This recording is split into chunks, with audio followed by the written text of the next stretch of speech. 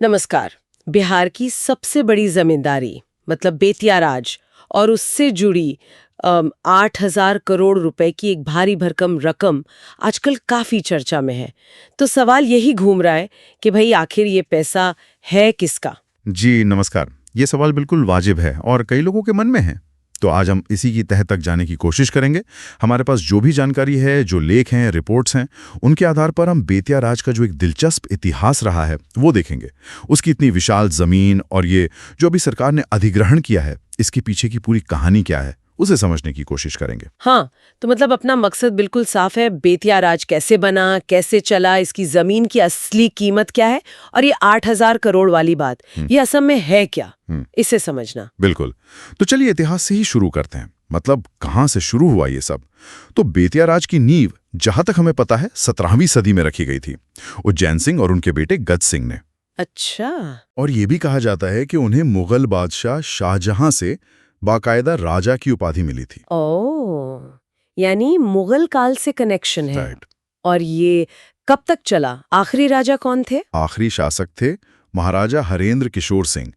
1893 में उनका देहांत हो गया। और दिक्कत ये थी कि उनका कोई सीधा वारिस नहीं था। कोई बेटा नहीं था। नहीं। उनकी दो पत्नियां थीं, महारानी शिवरत्ना कुंवर जिनका निधन 1896 में हुआ, और दूसरी महारानी जानकी कुंवर जिनका निधन बहुत बाद में 1954 में हुआ। अच्छा, तो वारिस न होने की वजह से फिर क्या हुआ? तो वही हुआ जो अक्सर होता था। 1897 में, मतलब महाराजा के निधन के कुछ साल बाद, अंग्रेजी हुकूमत ने इस पूरी रियासत की संपत्ति का मैनेजमेंट कह लीजिए अपने हाथ में ले लिया। इसे कोर्ट ऑफ वार्ड्स कहते थे। कोर्ट ऑफ वार्ड्स ही क्या था? ये अंग्रेजों की एक व्यवस्था थी। अगर किसी रियासत का राजा नाबालिग होता था या जैसे इस केस में कोई वारिस नहीं होता था, तो सरकार उसका कामकाज देखती थी, उसकी संपत्ति संभालती थी। अच्छा, तो मतलब अंग्रेजों के टाइम से ही एक तरह से सरकार का कंट्रोल आ गया था इस पर। हाँ बिल्कुल। और दिलचस्प बात यह है कि जब देश आजाद हुआ उसके बाद भी ये संपत्ति सीधे किसी वारिस को नहीं गई। इसका नियंत्रण बिहार सरकार के पास आ गया।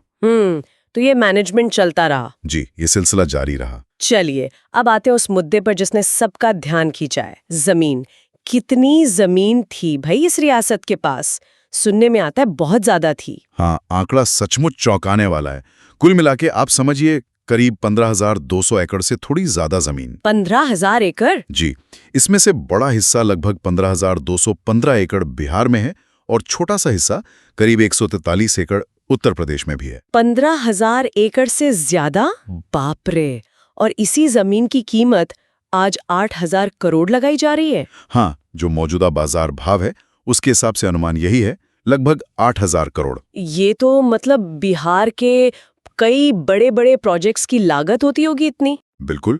और ये रकम इतनी बड़ी है कि इसी ने सबका ध्यान खींचा है और सारी बहस इसी के इर्द गिर्द हो रही है। तो अब क्या स्थिति है? मतलब क्या सरकार ने इसे पूरी तरह से अपना बना लिया है? जी हाँ, अभी हाल ही में 27 नवंबर 2024 को बिहार विधानसभा में एक बिल पास हुआ और उस बिल के तहत बेतिया राज की ये सारी जमीन औपचारिक तौर पर बिहार सरकार की संपत्ति घोषित कर दी गई है। अच्छा, तो कानूनी तौर पर अब ये बिहार सरकार की जमीन है। हाँ, लेकिन इसमें एक बहुत बड़ी पेचीदगी भी सामने आई। वो क्या? वो ये कि इस विशाल जमीन का लगभग आधा हिस्सा, मतलब सोचिए करीब 7,500 एकड़ जमीन पर लोगों ने अवैध कब्जे कर रखे थे। क्या बात कर रहे हैं? आधी जमीन पर कब्जा? जी, ये एक बहुत बड़ी चुनौती थी सरकार के सामने। ये तो अविश्वसनीय सा लगता है। मतलब इतने बड़े पैमाने पर अवैध कब्जा, इसको हटाना तो कितना मुश्किल काम होगा, प्रशासनिक तौर पर भी, सामाजिक तौर पर भी। मुश्किल तो बहुत है और सरकार अब इन अवैध कब्जों को हटाने की प्रक्रिया में लगी हुई है। जाहिर है ये एक लंबी और जटिल प्रक्रिया होगी, इसमें कानूनी दांवपेच भी होंगे, लेकिन अब क्योंकि सरकार ने अधिग्रहण कर लिया है तो एक कदम उठाना जरूरी भी था। चलिए अब उस बड़े सवाल पर आते हैं जहां से हमने बात शुरू की थी। ये 8,000 करोड़ रुपए, ये आखिर मिल किसको रहे हैं? क्या कोई दूर के रिश्तेदार हैं महाराजा के, या कोई और दावेदार सामने आया है? देखिए, यहीं पे सबसे ज्यादा गलतफहमी फैली हुई है। ये समझना बहुत जरूरी है कि ये जो 8,000 करोड़ रुपए हैं, ये कोई कैश रकम नहीं है जो किसी व्यक्ति या किसी परिवार के बैंक अकाउंट में ट्रांसफर होने वाली है। अच्छा, तो फिर? ये असल में उस जमीन की अनुमानित बाजार कीमत है और वो जमीन, जैसा हमने कहा, अब पूरी तरह से बिहार सरकार की मिल्कियत है, उसकी प्रॉपर्टी है। ओह, तो मतलब पैसा किसी इंसान को नहीं मिल रहा, ये जमीन की वैल्यू है जो अब राज्य की हो गई है। बिल्कुल सही। कोई प्राइवेट वारिस नहीं है इसका। हम्म। कोई निजी व्यक्ति या परिवार नहीं है जिसे ये संपत्ति मिल रही है। हम्म। ये जमीन अब स्टेट की प्रॉपर्टी है। अब सरकार इसका इस्तेमाल कई तरह से कर सकती है। चाहे तो इसे बेच दे, या लंबी लीज पर दे दे, या फिर इस पर कोई इंडस्ट्री लगा दे, या लोगों के लिए घर बनाने की कोई स्कीम ले आए। मतलब सरकार तय करेगी। और इससे जो भी आमदनी होगी, राजस्व आएगा, उसका क्या? वो सारा पैसा सीधा बिहार सरकार के खजाने में जाएगा। अच्छा। और उम्मीद तो यही की जाती है कि इस पैसे का इस्तेमाल फिर राज्य के विकास के कामों में होगा। जैसे मान लीजिए शिक्षा है, स्वास्थ्य है, या कोई और जन कल्याणकारी योजनाएं हैं। हो सकता है भूमि सुधार या पर्यावरण से जुड़े कामों में लगे।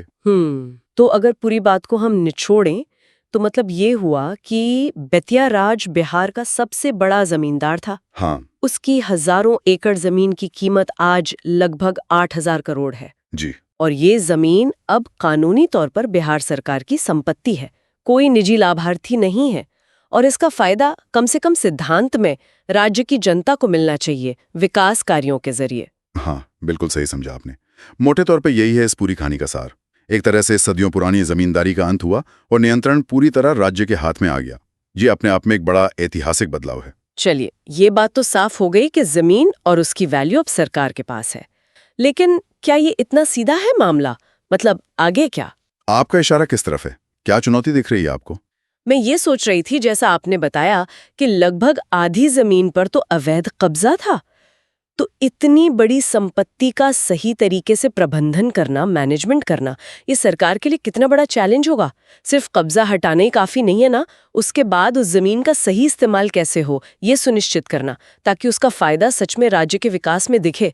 ये आसान तो नहीं लगता। नहीं, ये आपने बिल्कुल सही मुद्दा उठाया है।